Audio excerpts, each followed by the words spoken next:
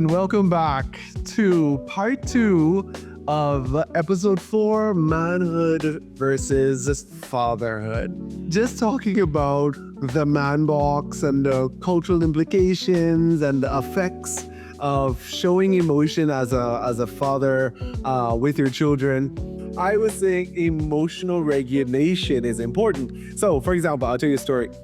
When my son, when he has his emotional bouts, he doesn't know, he's 3, right? So he's 4. He doesn't know how to control his emotions and regulate himself and things like that.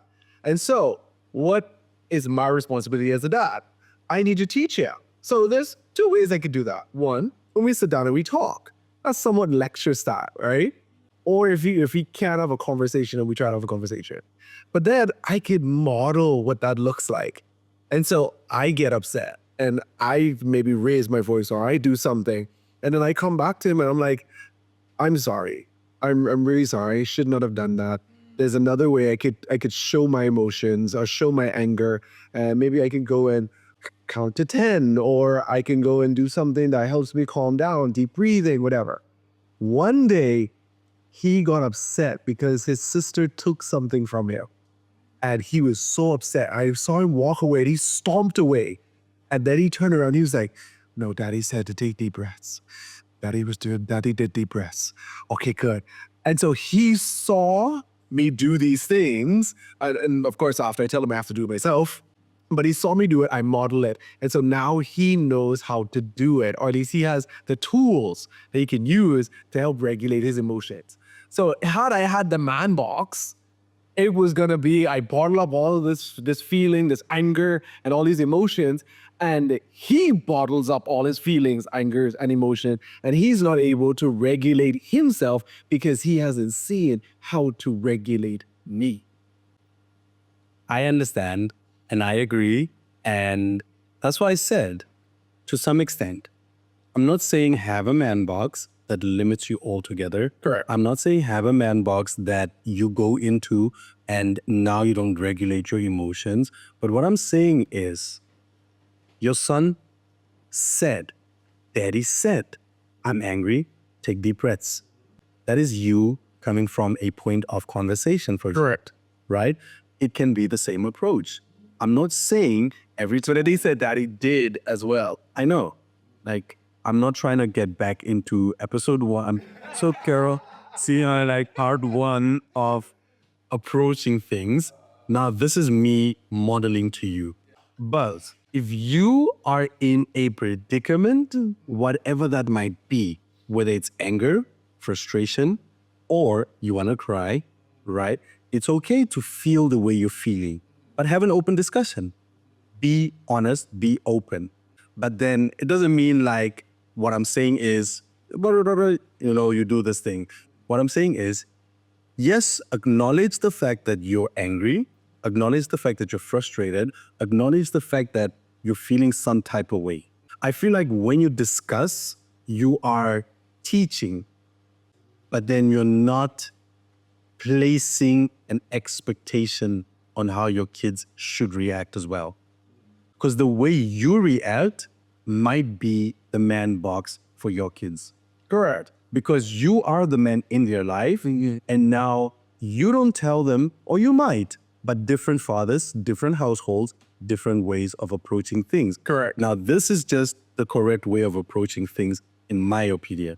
And I am saying that if you are going through something or you're feeling some type of way, acknowledge it, yes, and then discuss it with your son and say, hey, listen, I'm really angry right now because of A and A and A and A, and this is how I'm going to deal with my anger. Right. You understand? Right. Instead of showing him your anger, and now you have to remind yourself to come back and say, oops, I might have just traumatized my son.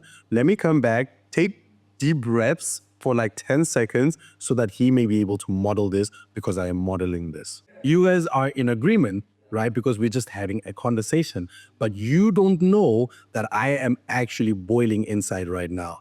You understand? This is me protecting you guys as my kids. I'm protecting you from seeing the nasty from me because, first of all, I am your father. And I expect a certain level of respect. I expect a certain level of image of me with my kids.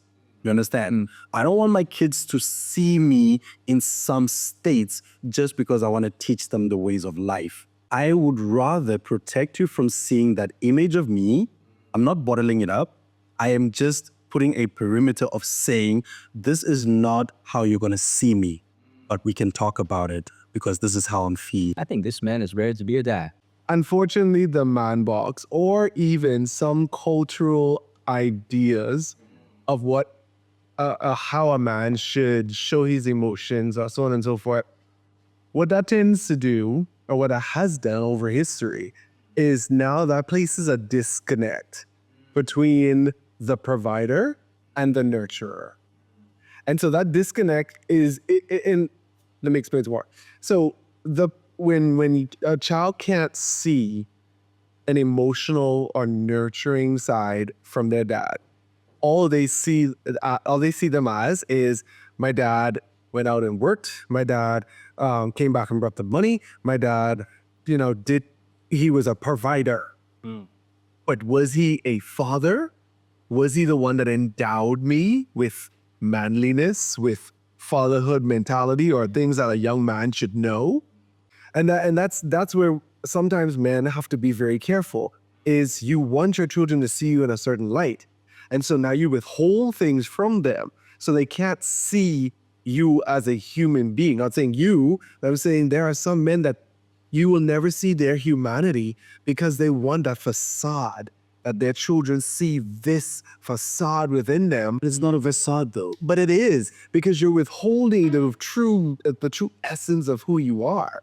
So, okay, for example, in another life, Is this the manhood in you speaking or the father in you speaking? Because I feel like there is a difference as well when it comes to that, there in that aspect of what you're talking about. okay, so the man, what the man is saying is, I don't want my pride to be hurt. I don't want anybody to see me less than. We were talking about confidence before. If I show my emotions, if I show I'm a flawed human being, I am confident, Or even apologize. Count your shame. I am confident in who I am, what I am, and what I'm doing. Right. That's the man in me. That nothing's going to shake me because my God is bigger than all of that. He's my foundation. Exactly. The father in me, though, is saying, you're taking away a beautiful lesson that your child could learn by showing the basic form of humanity.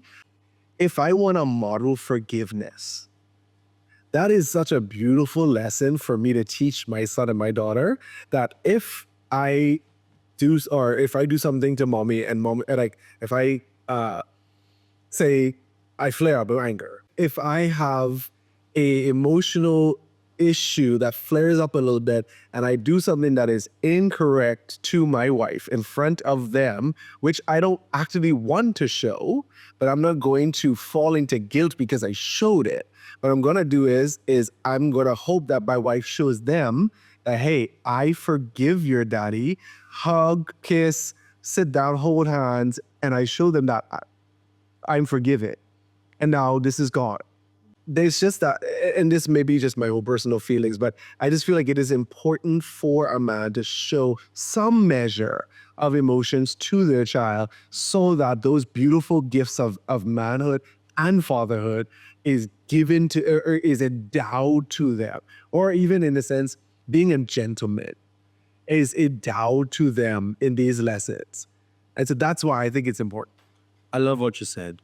Some measures. Yeah.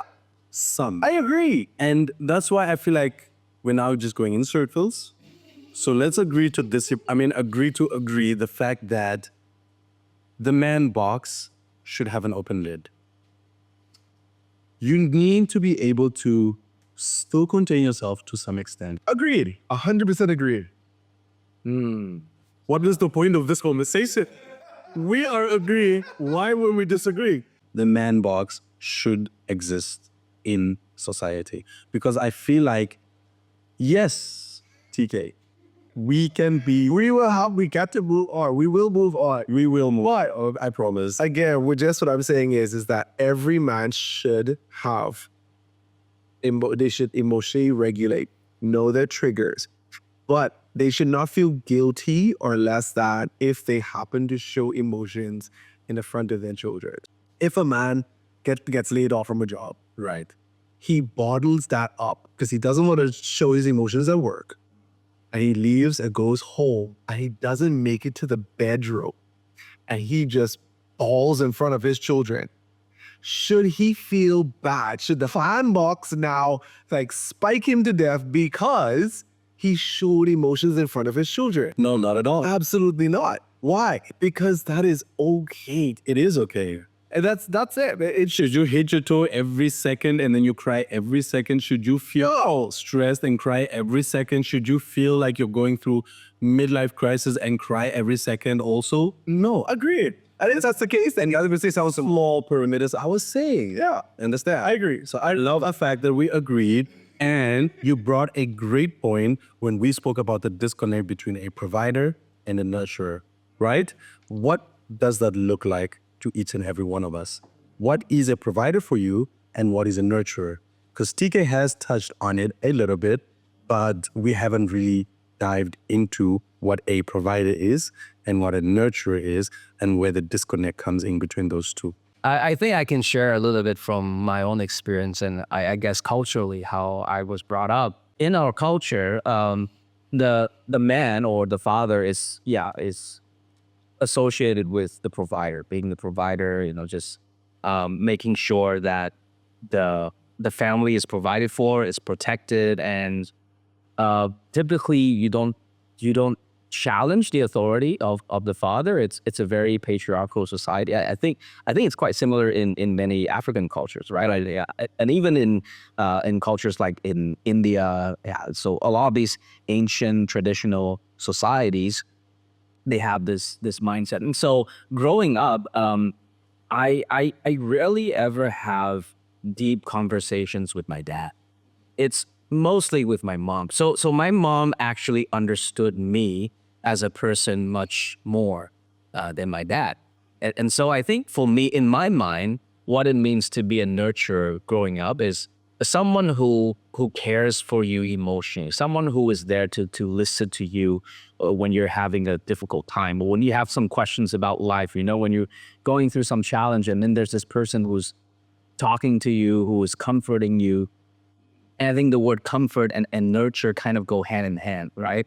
And so there's that aspect of just this emotional availability that the nurturer or the mother provides. And we don't really associate that with the father. And so that's my upbringing, that's my background. It's that we tend to kind of compartmentalize the provider and the nurturer, and we don't really see it as, it can be the same person, that the dad or the father can be both the provider and the nurturer. We tend to associate, the masculine as the provider, the protector, the leader. And then the nurturer we associate with the mother, being there for us when we're down, talking to us, asking about how is our day, saying that I love you. I rarely, if ever, I can't remember the last time I said this to my dad, like the words "I love you." You shouldn't say it to your mom. It just feels weird when you say it to your dad. That's the kind of cultural background and experience that I had. So. If your dad was to become more nurturing, would that feel weird to you? Yes. Now it would. But then if I grew up with it, then it probably won't. But would it be accepted? Or would you feel like there's still this disconnect? Because I still see you as a provider. You've always been a provider. You've never done this before. And now you're trying to become this. And is it strange? Would it be strange? I feel like we're long past that at this point. So line to come back is like trying to make a U-turn while you're halfway your way to Mars. Sometimes it's possible. Sometimes it's just impossible. Like physically, emotionally, mentally, it's like, what are we doing? I get that you had a turning point in your life, but then don't make it a thing of like, let's have what we could have had. Like, we could have this I love you relationship, but we didn't. And now I am reaching my deathbed as a father, and you are a grown man in your life now. And now I feel like I need a turning point. So I'm going to be like, let's try this out. Hey, TK, my son, I love you. Say, I love you. I'm like, how's your thing? What are we doing? You understand? We're two grown adults, you understand? And Just for me, I honestly would say a solution for this would far be, gone. I would say keep an open mind. It's far gone. And the reason why I would say keep an open mind is because my own situation is like that right now. But it's actually with my mom. My mom is a provider through and through. She makes sure it gets stuff done. And in Bahamian culture, and you see it's a lot more matriarchal. So a lot of the women take charge. They're kind of the decision makers. Of course, the husbands are still there. They're still respected. But you'll see that the people who get things done are mostly the women in the family. And so my mom, because of all the things that she went through, she just clicked onto the provider. She clicked on the provider switch, and she said, "I will get things done. Get it done. Get it done. Get it done. Oh, that's something wrong. Okay, fix it. Okay." And you almost look at her as this is male mentality, that she's fix it. But she was never a nurturer. She was never the one to say, "Come here, let's talk. How you feeling? Share your emotions. It's okay to cry." Like nothing. It was always provide, provide, provide. Now, come years later, she's trying to be the nurturer. At some point in time, I'm like, "No, this is too far gone. Like this is not just weird." Like that's what I was asking with your dad. Yeah. Like, this is just weird now. Like I don't know if I can accept this in the way that you want to give it to me right now. But I see the attempts of trying to fix it. I see the attempts of trying to fill a jar, a jar that's not full. And I rather a jar half full than a jar that's empty. Right. And so that's why I say keep an open mind to those kind of things, because if your parents are trying to give you the things that you lacked from before, and they're trying right now, even a little bit, I take it. Yeah. Well, taking it is different than reciprocating, honestly. You understand?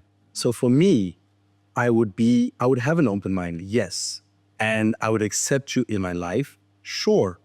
But living off of what could have been is a no-go for me.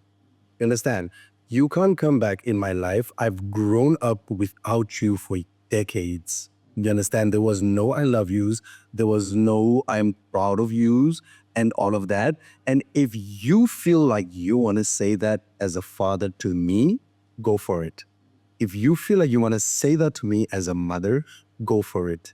We can have a healthy, established relationship that is still either full cup or half full. But don't expect me to just do a 360 all of the sudden and be this person who I've not been with you. Because first of all, there is trauma that I needed to deal with. Correct. There is pain that you left me with. Understand? Forgiving does not necessarily mean forgetting. Understand? I forgave you. We have moved past this. I truly love you as my parent. You understand? But don't expect me to say it every time when you say it, where how you feel a certain way when you say it and I don't say it. Right? Or you understand? It's not going to impact you the same way. It's not going to impact me the same way. You understand? Because, like I said, there's already a preconceived, there's a scam off. There is just another notion about you. There is just another image for who you are to me. I'm now trying to work past that. Yes, I have forgiven you for all that you've done. You understand? But now I'm trying to get past the fact that you did that once to me, right? Or you didn't do it. Or you didn't do it. What is different now? Me trying to learn to move forward. Let's have a healthy relationship like two grown adults. Right, no problem. But don't expect the things that we didn't have to just all of the sudden come and be. You understand? And that's why I feel like also you need to be able to protect your kids. Because if you get them used to something about you, it's kind of hard to change their ideology or their thoughts about you. Yeah. You You understand? Yeah. And that's why I'm like, to some extent, taking it back to the conversation, but not going back to the conversation. To some extent, you need to be able to say that if I do this, it's going to impact my son or my child in a certain way. So let me be the adult here and actually protect them from these kinds of things. Understand? So yes, I can forgive you. I can have an open mind. We can go about this jolly relationship that you want, but don't expect me to behave the same way I would have behaved as a 3-year-old, for example. Understand? This reminds me of an episode of a really good show called The Resident. This is a black doctor with his dad who unfortunately has mental issues, but nonetheless he wasn't there. He wasn't a nurturer at all, and he pretty much left them by themselves. And so he comes back, or sorry, they find each other, and he realizes that, oh no, I've left my son, and I don't have a relationship with him. And so he tries everything that he can in order to develop this relationship. But his son, the doctor, is like, this is not going to happen. You cannot just build from nothing. We had to have had the foundation at the beginning, Right. so you could build on top of it. Yeah. But fortunately so, later on in the show, he realizes that he was wrong. Because if his dad wants to build a foundation, he should be open-minded. Of course, it should not be rushed. It should be when everybody feels calm, secure, and that it's the appropriate timing. And that may be when you're ready, or that may be when you both are ready. But at some point in time, it is going to be necessary to find that middle ground of he wants to show you love. Even though he hasn't been there, even though he's done all of this other stuff, he is trying to show you love and do right by you. At what point in time are you going to reciprocate that in order to close the chapter of hurt and pain that was there before? When I'm ready. Exactly. When you are ready. And if I'm not a day before, If I'm not, there's nothing anybody can agree or will do to change my mind. Plus, first of all, it can be a thing of like, oh, I need to make right by you because I'm going to die soon. You understand? It can be a thing of like your dad is on his deathbed, literally, and now he comes to you and he's like, I'm so sorry, my son. I love you. Please forgive me. Let's move past this. He's trying to recreate this thing because he knows time is up for him. And he might have just found Christ. right. And he knows that if you don't forgive, no, like the Lord will not forgive you. Forgive my sins as I forgive those who have trespassed against us, right? That's the common prayer we pray. But if you are now trying to force this on me because you're dying, if I'm not ready, I'm not ready. You're not. You understand? And there's nothing I'm going to do, not even just to meet you halfway because you're on your deathbed. Understand? And I feel like it does depend from person to person. Or show. What did I just say? Show. So, just to tie it all off for me, I would say forgiveness or moving on or that foundation of love should be reestablished once both parties are ready. Correct. Because I can forgive you. I will not forget. It's going to be with me. The things you've put me through, the hardships I've had to go through, the counseling, the amount of money I had to put into these things to be dealt with is literally something I can't forget. Yeah. Because I could have done something else with that money. I could have taken a trip to the Maldives. But no, I had to go pay for a counselor because you left me with trauma. I had to go seek for professional help because you could not be there. I had to pay for all these mentors and stuff in my life. And that just shows like sometimes the importance of mentors in our lives, for example, understand? Because we are now having to find people to fill gaps that you as a father had left and then you were responsible for filling. You understand? And sometimes you can't hold it against me if you have left a gap, you're trying to come back to fill this gap that has already been filled by somebody else. Hence, we have mentors, teachers, pastors, all these different people that fill up different roles in a young man's life. Yeah. If there is no space for you to fill, I'm sorry, I'm not going to make space for you. Just because you have the birthright of you calling yourself my father. Understand? If your actions did not show it from the get-go, or even halfway when I came back to you time after time after time again, I came back. You didn't want me. Now you want to come back and I should want you just because you're my father? I'm sorry, but there's no way. It's a hard journey. It is. It's a hard, it's a very, very hard journey. And any man who has gone through that is honestly suffering. Right. Because, and I know you said this, is that there are people that fill that spot, but in all honesty, there's no one that can fill the spot of your mother and your father, except for Jesus himself. The only person, air quotes, that can fill that is Jesus. No one else. Though they can be present. That other person, they could be present. They could be active. They could be intentional. They could cover as many bases as they can.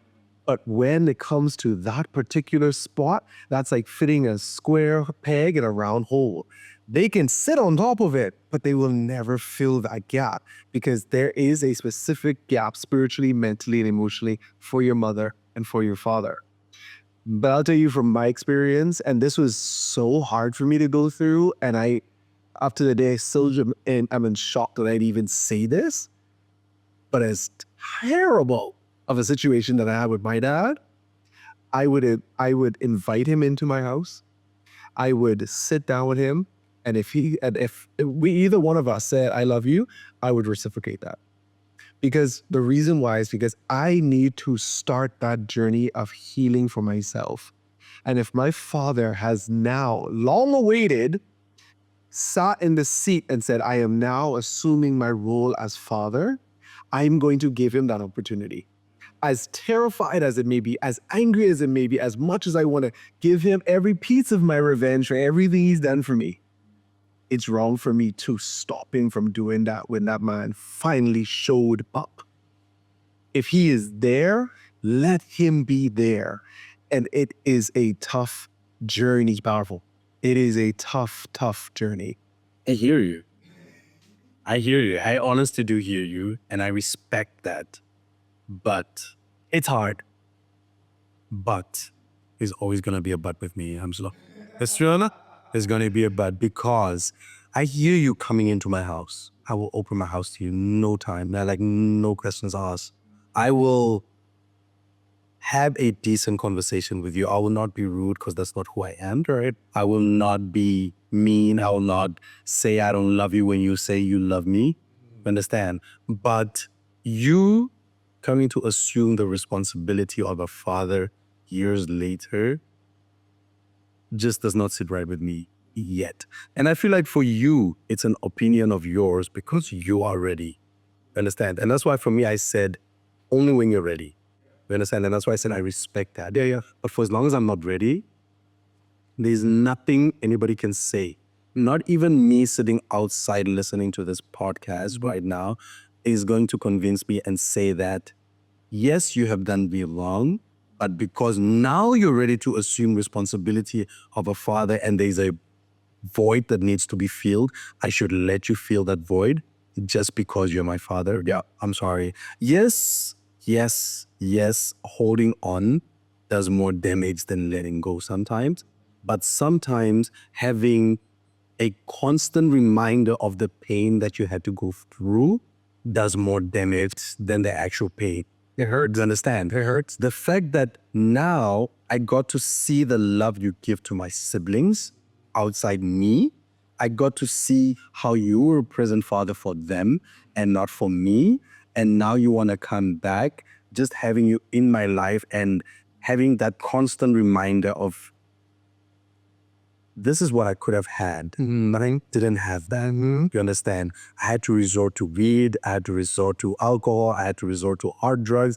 Whatever your resort had to be, you made me go through that. Yep. You put me in that tough position. You literally put me. The scars came from a rock in a hard place. The scars will always be there. You understand? Wounds heal, scars remain. Sometimes they can go away depending on what magic oil you're using, some bio oil, coconut water, coconut oils, whatever, laser treatment, but there's always gonna be a scar. this is my what my heart is saying right now. There's so many times when I walked away from God and I completely rejected him. I did not care for him. I focused on all the other things in my life. And it's crazy that the minute I finally turned around to focus on God, he didn't throw any of those things in my face, despite how bad I did him, despite how much I completely rejected him. Who's the father in that relationship?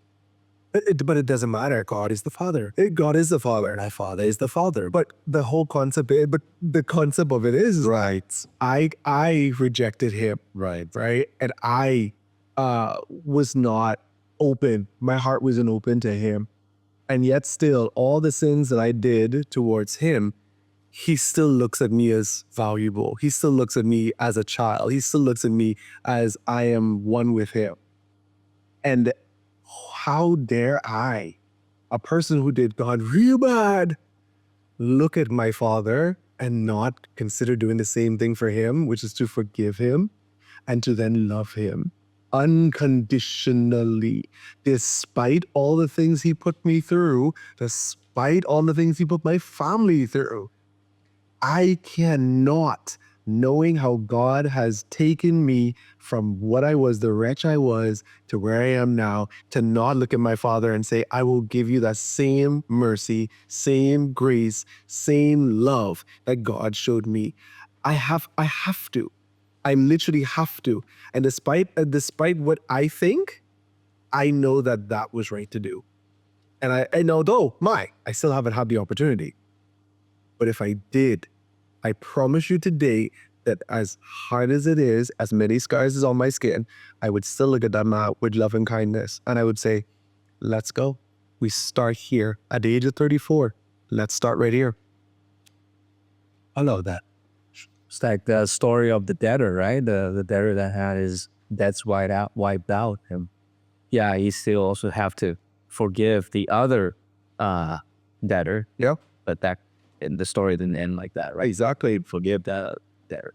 And that's why when you become a father, or us who are fathers, when we get to that point where we make mistakes and we potentially may harm or hurt our children emotionally, hopefully not physically, but emotionally, unintentionally or for some intentionally, we have to deprogram them from this idea of, oh, well, my dad made a mistake and so now he can never be in good graces.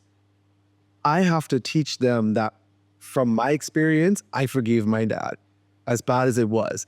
Daddy will make mistakes. I will make mistakes. So please learn to forgive me because I am trying my best to be here for you.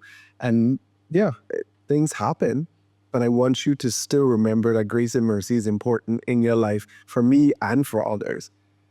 And that I just feel like that's an important factor in a man's life. It is.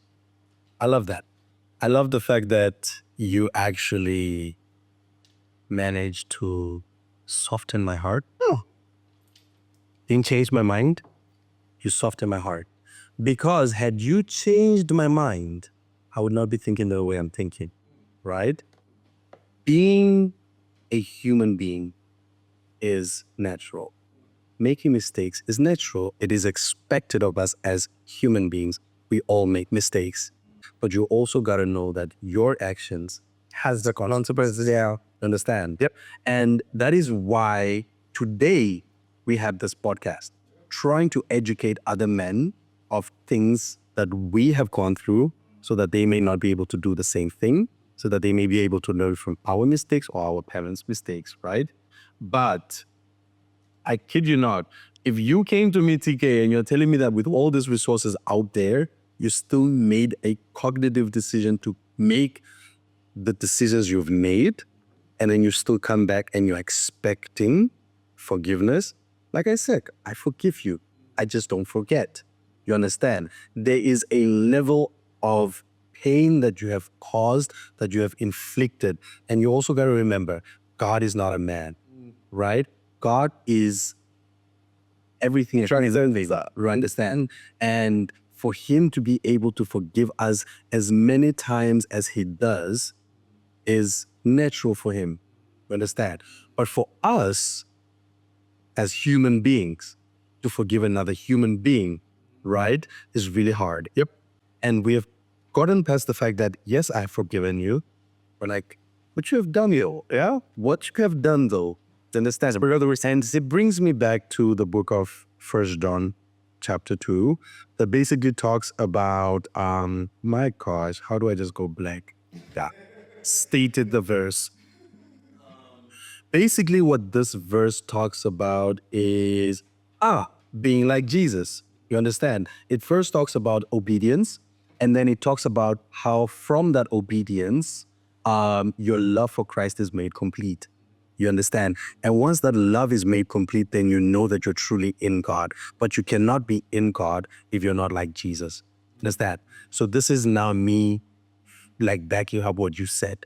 We need to be able to actually say that I'm going to put this aside and stick to the word, especially for us Christians, right? For all our Christian listeners, let's try and practice being obedient to the word.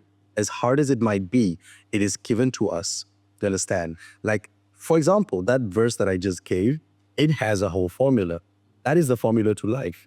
You understand? Be obedient so that you can have a love for God. And once you have that love for God, then only can you be in him. How do you know that you're truly in him? You understand? If you act like he did, being an embodiment of him, as hard as it might be, still choose to forgive, choose to move on, choose a happier future to yourself, because the moment you hold on, you're still causing pain. But also as a father out there, and you have listened to this, I literally want to encourage you guys, don't repeat the mistakes we've just spoken about. It's really hard for your kid to be able to move past that. And we know our target market. We know our audience. We know that we have Christians. We know we have people of other different religions listening to the podcast as we speak. But on a biblical stance, as a Christian stand, because that is my belief, I agree with you and I say yes. Let's choose to forgive one another. Let's choose to move on. You understand? But for those of you who are not Christians or who have not heard of the word or the Bible and do not know the things that I'm talking about right now, choose to learn from others' mistakes. Learn from the mistakes we have made, the mistakes we have walked through, and choose to be better, because your kids might also not be Christians and they might not know what we know right now. And they might be a Kai to the TK, right? They might be the one that always wants to rebuttal. You understand? They want to be the one that always has a different point of view just because of the hurt that has been caused. This is real Papa now. There is a dad out there right now. Your heart has been tugged to the direction of your children. Heed that call. I believe that you're being led in a good direction. I believe God is leading you. Go, go, go. And if there's a child out there right now that is feeling this hurt, that doesn't understand how to deal with it, find community, find those resources, including ourselves, that want to be there to help you to get that relationship, a balanced relationship, a wholesome relationship, to break the generational patterns so that you can feel like you're going to live a better life with your parents or with your father. And remember, one of the best ways to be the provider of your home, of your family as a dad, is to nurture small. Yes. And so with that, we close today's segment. So don't forget to like, share, subscribe, and also hit that notification button so that every time we post a new episode, you will be informed that, hey, the Dad Squad Solution has another solution for us. Take care, stay safe, and yeah, see you later. There we go.